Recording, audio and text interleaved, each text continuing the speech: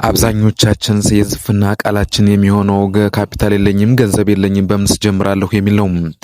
በኢትዮጵያ ውስጥ በአነስተኛ ካፒታል ተጀምሮ በአጭር ጊዜ ውስጥ ከፍተኛ ትርፍ ሊያስገኝ የሚችልና ለሀገሪቱ ገበያ በጣም ተፈላጊ የሆነውን የዶሮ እርባታ በተለይም የስጋ ዶሮ ወይም ብሮይለር ቢዝነስ ነው ማለት ነው።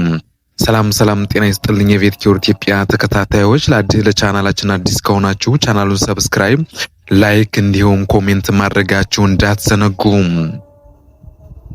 እንግዲህ ክብራትና ክብራኔን ዘርፍ የመረጥኩበት ምክንያት አብዛኞቻችን እንደ ምክንያት ወይም ደካማ ጎናችን የካፒታል የለንም ለምንል ሰዎች ነው ማለት ነው። ይህ ዘርፍ የተመረጠበት ምክንያት ምንድነው? ዶሮዎቹ በ45 ቀናት ውስጥ ለሽያጭ ስለሚደርሱና የገንዘብ ዝውውር ወይም ካሽ ፍሎ ፈጣንም ስለሆነ ነው ማለት ነው። እንግዲህ ክብራትና ክብራን ለስራው የሚያስፈልጉን ዋና ነጥቦችን እንደሚከተሉትም እናያለን። እንግዲህ አንደኛ ምንድነው? የቢዝነስ እቅድና ዝግጅት ነው። የቢዝነስና እቅድና ዝግጅትን በስንመለከት እንግዲህ የመጀመሪያ ሊሆን የሚችለው የቦታ ምርጫችን ነው።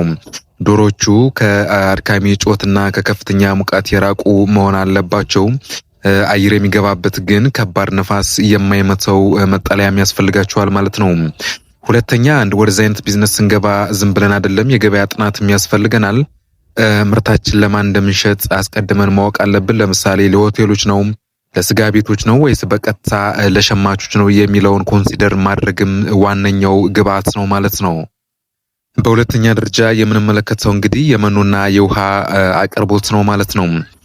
ጥራት ያለው መኖ የዶሮ እርባታ ትርፋማነት 70% የሚወስነው በመኖ ነው ማለት ነው። ለስጋ ዶሮች የሚሆን ልክ እንደ ስታርተር፣ ግሮወር እና ፊሽነር የተሰኙ የመኖ አይነቶችን ማቅረብ የግድም የሚለን ነው። እንግዲህ እኛ የሰው ልጆች ንጹህ ውሃ እንደሚያስፈልገው ሁሉ እንግዲህ ዶሮዎችም ሁልጊዜ ንጹህና ቀዝቃዛ ውሃ ማግኘትም አለባቸው ማለት ነው።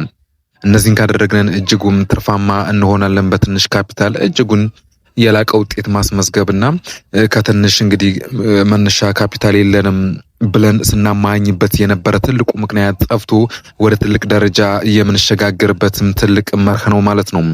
በሶስተኛ ደረጃ የምናየው እንግዲህ ምንድነው? የጤና ጥበቃ ወይም ይሄ ባዮሴኪዩሪቲ የምንለውን ነው።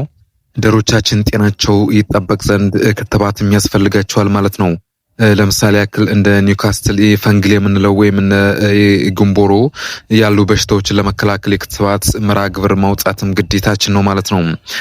በሌላ በኩል ንጽህና ነው። እንግዲህ ወደ ዶሮ ቤት በሚገባ ማንኛውም ሰው እግሩን በውሃና በጸረ ተባይ መድኃኒት መታጠብ አለበት ማለት ነው። ዘመድ አዝማድ ወይም እንግዳ ወደ እርባታው ቦታ በብዛት እንዳይገባ መከልከልና በሽታን ለመከላከል ትልቁ ሚና ይጫወታል ባዮሴኪዩሪቲ። እንግዲህ ዶሮዎቹ በጣም ሴንሲቲቭ ከመሆናቸው የተነሳ እንደዚህ አይነት ነገሮችን መገደብ ለፋርማችን ትልቅም ትርፋማ ነው ማለት ነው።